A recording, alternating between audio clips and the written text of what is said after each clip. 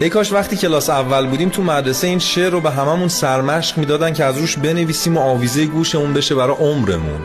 میگه مرا از چشمها انداخت خوبیهای بی حدم، که دل را میزند چیزی که بی اندازه شیرین است.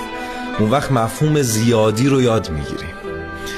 ببین اگه زیادی گریه کنی بینایی تو از دست میدی، اگه زیادی فکر کنی افسرده میشی، اگه زیادی اهمیت بدی دم دستی تلقی میکننت، اگه زیادی اعتماد کنی بهت خیانت میشه، اگه زیادی کار کنی لذت زندگی کردن رو از دست میدی، اگه زیادی دوست داشته باشی زیادی میشی.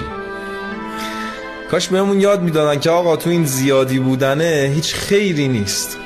اون وقت حواسمون بود که چجوری چقدر از خودمونو خرج کنیم برای بقیه. زیادی نباشید. آره. به نام خداوند بخشنده بخشایشگر.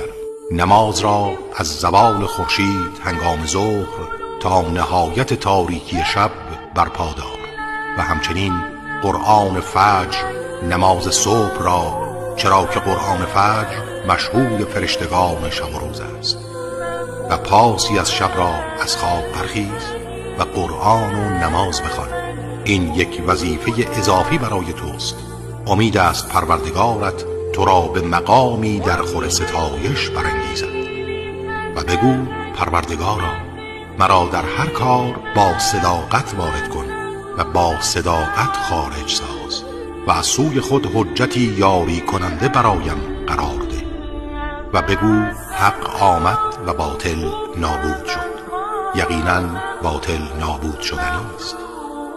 و از قرآن آنچه شفا و رحمت است برای مؤمنان نازل می کنیم و ستمگران را جز خسران و زیان نمی افزاید. الهی بمن استغیث ان لم تقلنی عثرتی ومن يرحمني إن لم ترحمني ومن يدركني إن لم تدركني وأين الفرار إذا ضاقت لديك أمنيتي إلهي بقيت بين خوف ورجاء خوفك يميتني ورجاؤك يحييني